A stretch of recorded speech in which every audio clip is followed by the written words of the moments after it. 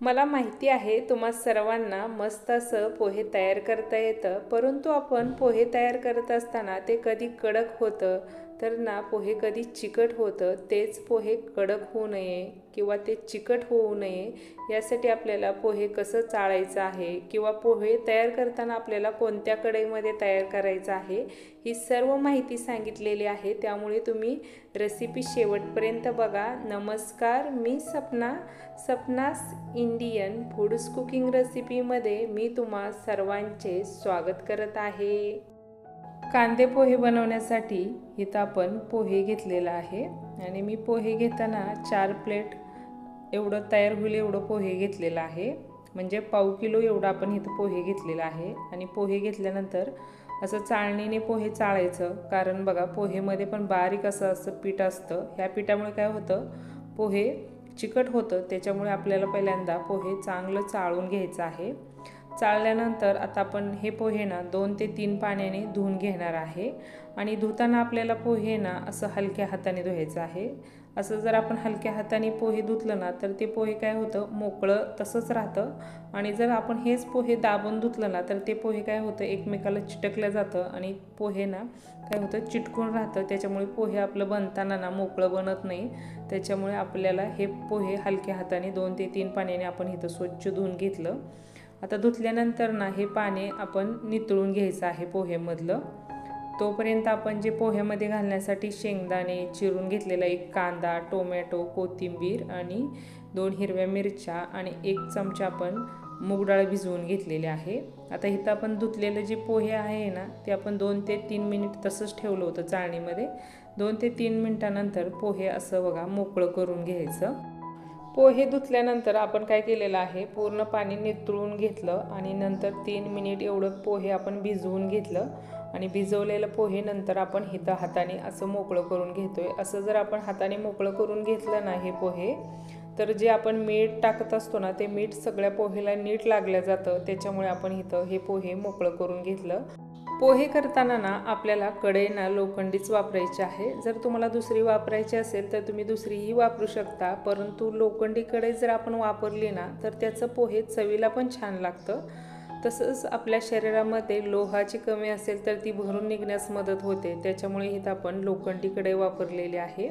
आणि 1 चमचा तेल टाकून त्याच्यामध्ये तेल गरम झाल्यानंतर मोहरी जिरी घालून घेतलेली आहे। जिरं तडतडल्यानंतर आपल्याला मूग डाळ जी आपण भिजवून घेतलेली मूग डाळ आहे ना ती घालून घ्यायची। मूग डाळीमुळे काय होतं, पोहे चवीला खूप छान लागतं। त्याच्यामुळे आपण मूग डाळ आणि थोडासा कढीपत्ता घातलेला आहे। तेलामध्ये चांगली मूग डाळ आपल्याला भाजून घ्यायची आहे। नंतर मग त्याच्यामध्ये आपण हिरवी मिरची घालून घेतलेली आहे। आणि आपण 4 प्लेट जर पोहे बनवत असेल त्यासाठी आपल्याला कांदा वापरताना ना 1 मोठ्या साईजचा कांदा वापरायचा आहे। एकदम बारक्या साईजमध्ये ना आपण टोमॅटो चिरून घेतलेला आहे, तेही आता आपण घालून घेतलेलं आहे। जर टोमॅटो तुम्हाला आवडत असेल तर घाला, नसेल तर नाही घातलं तरी चालेल, परंतु आम्हाला इथं ना पोहेमध्ये टोमॅटो आवडतं त्याच्यामुळे मी इथं टोमॅटो घातलेला आहे। आणि आता आपल्याला काय करायचं आहे, कांदा टोमॅटो चांगलं परतून घ्यायचं आहे मीडियम फ्लेमवरती। चांगलं 2 ते 3 मिनिट आपण मीडियम फ्लेमवरती परतून घेतल्यानंतर मग त्याच्यामध्ये आपल्याला चवीनुसार ना मीठ घालायचं आहे। मीठ आपण चवीनुसारच घालून घ्यायचं आहे। मीठ घातल्यानंतर सुद्धा आपल्याला कांदा टोमॅटो चांगलं परतून घ्यायचं आहे। मग थोडीशी आपण हळदही घातलेली आहे। हळदीमुळे काय होतं, पोहेला एक छान असा कलर येतो, त्याच्यामुळे आपल्याला हळद घालायची आहे पोहेमध्ये। नंतर मग त्याच्यामध्ये आपल्याला कोथिंबीर घालायची आहे आणि कोथिंबीर थोडीशी जास्त घातली ना तर पोहे आणखी छान लागतं। कोथिंबीर जर तुम्हाला आवडत नसेल तर नाही घातले तरी चालेल, परंतु पोहेमध्ये कोथिंबीर असली ना तर पोहे एकदम छान लागतं। त्याच्यामुळे आपण इथं कोथिंबीर घालून घेतलेली आहे। नंतर मग आता आपल्याला जे आपण भिजवून घेतलेलं पोहे आहे ना ते पोहे आता आपल्याला घालून घ्यायचं आहे। आता इथं आपण पोहे घालून घेतलं, नंतर मग त्याच्यावरती आपल्याला ना पोहेला एक छान अशी टेस्ट येण्यासाठी पोहेमध्ये थोडीशी साखर घालून घ्यायची। साखरेमुळे काय होतं, पोहेला एक छान अशी टेस्ट येते आणि तिखटसुद्धा बॅलन्स होतं। त्याच्यामुळे आपण हे पोहेमध्ये साखर थोडीशी घालून घ्यायची।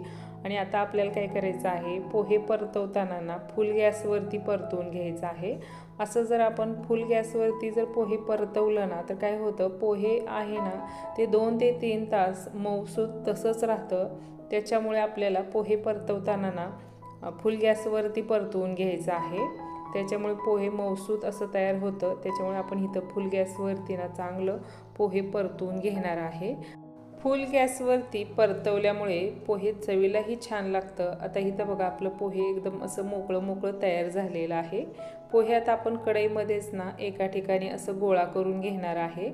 एका ठिकाणी आपल्याला ते गोळा करून घ्यायचं आहे आणि नंतर मग त्याच्यावरती ना एक आपल्याला ताट झाकून घ्यायचं आहे। आता आपण इथं ताट झाकून घेतलेलं आहे आणि गॅसची फ्लेम आपल्याला आता लो करायची आहे आणि लो फ्लेमवरती ना पोहेला आपल्याला 2 मिनिट एक चांगली वाफ द्यायची आहे। जर आपण पोहेला चांगली वाफ देऊन घेतली की पोहे चवीलाही छान लागणार आहे। वाफेमुळे काय होतं, पोहे ना चांगलं शिजल्या जातं आणि ते पोहे खाल्ल्यानंतर ना आपल्याला त्रास होत नाही। कधी कधी पोहे खाल्ल्यानंतर बघा आपली पोटफुगी वगैरे होत असते। त्याच्यामुळे ना जर ते कच्चं पोहे राहिलं ना तरच आपली पोटफुगी वगैरे होत असते। जर पोहेला आपण वाफ देऊन घेतली ना तर पोट फुगत वगैरे नाही। त्याच्यामुळे आपण इथं 2 मिनिट एवढं ना पोहेला चांगली बघा वाफ देऊन घेतली। छान असं पोहेही वाफवून झालेलं आहे। वाफल्यानंतर बघू शकता एकदम अशा खूप छान वाफा येतात पोहेमधनं आणि मस्त अगदी आपलं गरम गरम पोहे तयार झालेलं आहे। त्याच्यावरती आपण इथं तळलेलं थोडंसं शेंगदाणे घालून घेणार आहे। चिरलेली थोडीशी आपल्याला कोथिंबीर घालायची आहे आणि मस्त गरमागरम असं आपलं ना पोहे तयार झालेलं आहे आणि सोबत ना पोहेबरोबर ना एक चहाही मस्त असा करून घ्यायचा। तुमचा सकाळचा मस्त असा नाश्ता तयार होतो आणि असं मोकळं मोकळं पोहे खाल्लं ना आणि लोखंडी कढईमधलं जे पोहे असतं ना ते चवीला खूप छान असतं। नक्कीच तुम्ही ना या पद्धतीने ही रेसिपी ट्राय करा। आता आपण ना डिशमध्ये सर्व करून घेणार आहे आणि मस्त असं ना डिशमध्ये असं पोहे घ्यायचं आणि पोहेवरती ना थोडीशी आपल्याला ना बारीक अशी ना शेवही घालून घ्यायची आहे। आता इथं आपण ही बारीक शेव घातल्यामुळे काय होतं, पोहे आणखी छान लागतं। नंतर मग थोडीशी आपल्याला कोथिंबीर घालायची आहे आणि थोडासा नारळाचा ना ओल्या नारळाचा आपण थोडासा खोबऱ्याचा किस घालून घेतलेला आहे।